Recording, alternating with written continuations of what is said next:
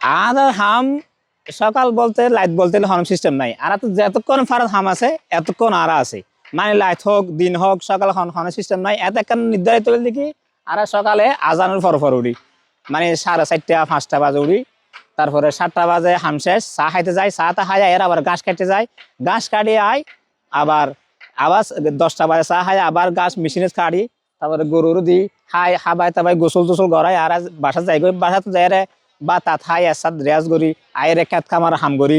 আসরের আজান যখন দিব তখন আবার গরুর হাম ধরি, তখন মোহর শেষ হইতে হইতে আর গরু হাম শেষ।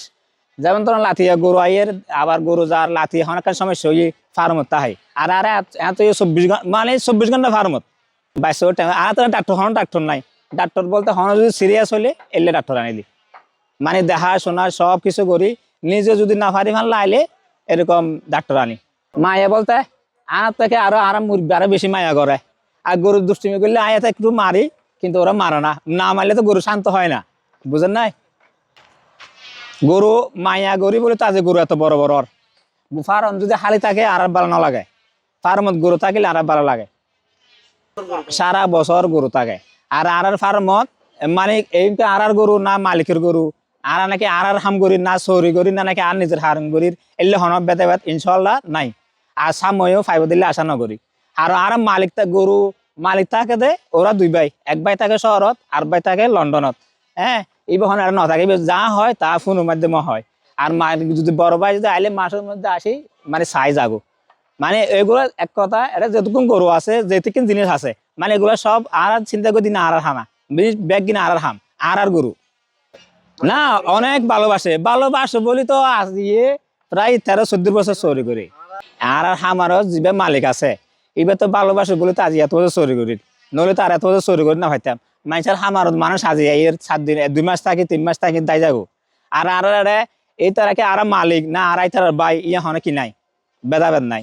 আর আর ঠেয়া পয়সার হনলে সমস্যা নেই, যাতে চাইলে আর কিন্তু ইচ্ছা করি হনদিন ন চাই ইনশাল্লাহ ন চাইলে দে, তারপর আর নচাই কিনলাই আর আর বেতন অনুযায়ী আর মাস শেষে আর বেতন পাই পেলাই। আর যদি হন যদি আপদ বিপদ হয় এল্লা হলে দে।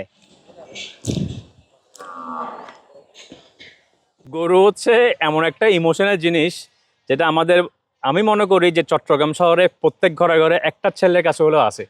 ওই ইমোশন থেকে আসা গরুর তে ব্যবসা কেমন হয় এটা আমি ওপেনলি তো বলতে পারবো না, কারণ এটা ম্যাক্সিমামে জানে গরুর মধ্যে ব্যবসা কেমন। বাট যারা কিনে ওরা মনে করে অনেক ব্যবসা হয়, কিন্তু এখানে ব্যবসার থেকে ইমোশনটা কাজ বেশি করে।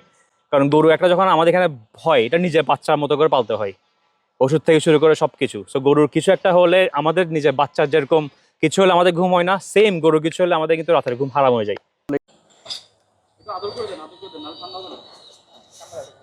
এখানে বিজনেস করতে আসিনি আমরা, গরু ভালো লাগে, গরু সামনে সারা বছর দেখবো এই জন্যই গরু পালা।